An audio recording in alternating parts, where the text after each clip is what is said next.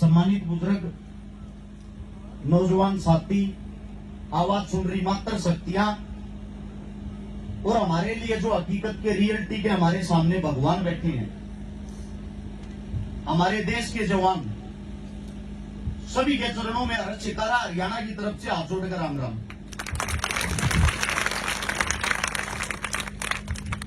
अब मेरे से पहले सर जी जो बातें बता रहे थे कि एक बात सुन के मेरा रोम रोम खड़ा हो रहा था। यहाँ पे बोलने में भी झिझक पैदा हो रही है। पहली बार ऐसा हुआ, लगभग पिछले 10 साल में 3700 से ज्यादा प्रोग्राम मैंने राजस्थान और हरियाणा के अंदर कर लिए।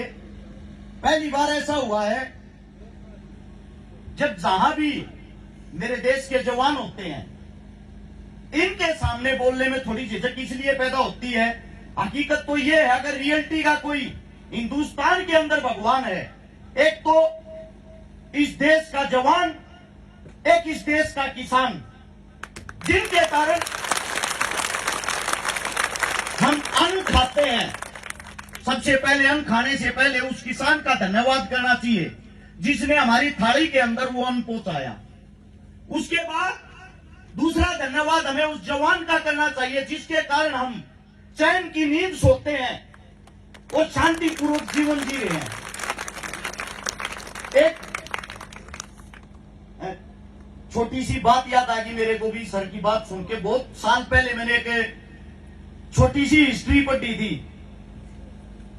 1941 के अंदर जिस वक्त हम गुलाम थे, 19 अगस्त को हिंदुस्तान के अंदर एक शेर ने जन्म लिया था जिसका नाम था जसवंत सिंह रावत।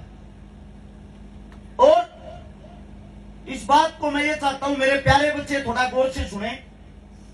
जैसे आज मेरे भाई साहब ने यहां पे एकेडमी खोली है, आने वाले समय में मैं इस देश का भविष्य तैयार करूंगा। ऐसे ही जसवंत सिंह रावत नाम का जो लड़का था, वो उत्तराखंड के पौड़ी का था। हमारे गांव में, देहात में, हरियाणा में, राजस्थान में जब हम पैदा होते हैं, अपने माँ बाप की उंगली पकड़ के चलना सीखते हैं। हमारे को सबसे पहले सिखाया जाता है, बेटा दौड़ लगा, तेरे को फौजी बनना है। पहला शब्द हरियाणा और राजस्थान के अंदर यही सिखाया जाता, बेटा मेहनत कर, दौड़ लगा, तेरे को इस देश का जवान बनना है। वो जसवंत सिंह रावत जिसके अंदर ये जुनून था, एक गरीब कुटिया में, एक झोपड़ी में पैदा हुआ। मेहनत कर करके प्रथम बार जब वो देश की सेना में भर्ती होने के लिए गया, वो फेल हो गया। उसने दोबारा से फिर कोशिश की और वो भारतीय देश का फौजी बन गया। उसी वक्त 1962 के अंदर भारत चीन का युद्ध चल रहा था। जिस जगह का नाम था नूरानान, उस जगह में लगभग 14,000 फीट ऊंचाई पे हमारे देश के जवान इसी महीने के अंदर करारी ठंड में युद्ध लड़ रहे थे। और जब ऊपर से आदेश आते हैं कि ऊपर तक खाना नहीं पहुंच सकता, वहां पे जो हमारी सेना वो वापिस लौट आए। उसी के अंदर जो जसवंत सिंह रावत था, उसने साफ मना कर दिया, मैं हिंदुस्तान का एक जीता जागता शेर हूं। जब तक मेरी रगों में ये खून दौड़ेगा, मैं वापिस नहीं जाऊंगा, अकेला ही चीन से लड़ूंगा।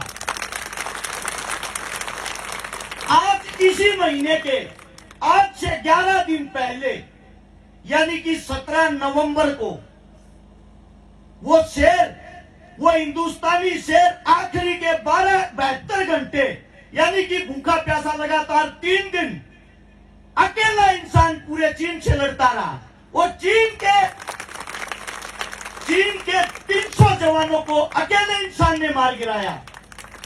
अब आप लोग बताइए, क्या आम आदमी कोई ऐसा काम कर सकता है? अगर हमारे लिए भगवान ये नहीं है तो और कौन है? लेकिन दुख इस बात का है, हमारे जो बच्चे हैं, युवा हैं, जो आजकल सोशल मीडिया का सहारा लेते हैं, फेसबुक चलाते हैं, इंस्टाग्राम चलाते हैं।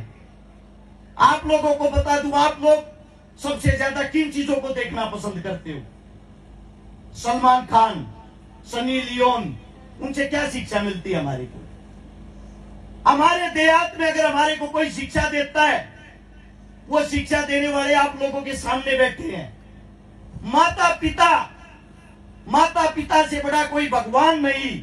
उसके बाद अगर किसी का नंबर आता है तो गुरु होता है, और गुरु वो होता है जिससे हमें शिक्षा मिलती है। गुरु एक नहीं, गुरु अनेक हो सकते हैं।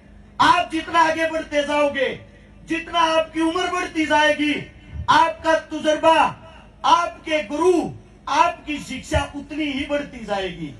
मैं आप लोगों को ये बातें, ये कहानी इसलिए बता रहा हूं, जिस जसवंत सिंह रावत की बात आप लोगों के बीच रखी, आज उनको हम बाबा जसवंत सिंह रावत के नाम से जानते हैं। आज उनका मंदिर बना हुआ है उसी जगह पे, और आज तक हमारे देश का वो सिपाही मृत घोषित नहीं है, आज भी हमारे देश की रक्षा करता है। आप लोगों ने कहानियां सुनी होगी ना, भूत होते हैं, भूत नहीं होते, ये बातें चलती हैं। हमारे देश के ऐसे ऐसे जवान हुए हैं जिन्होंने 1962 के अंदर युद्ध लड़ते लड़ते जिनकी गर्दन को काट के चीनी सैनिक अपने साथ लेके गए थे। ये कैसा इंसान, अकेले ने हमारे 300 आदमियों को मार गिराया और सम्मान के साथ उस शेर के उस शव को वापिस लौटा के गए। आज वो चीनी भी उनको सैल्यूट करते हैं, हिंदुस्तान के जवान को। ये हमारे जवानों की ताकत है। अगर आप यहां आए हो, हमारे सामने जो जीते जागते भगवान है, मैं आप सभी से इतना ही कहना चाहूंगा, इनके अंदर से कुछ न कुछ गुण सीखकर ही अपने घर वापिस जाएं। आप ही का बच्चा हूं, आप ही का बेटा हूं।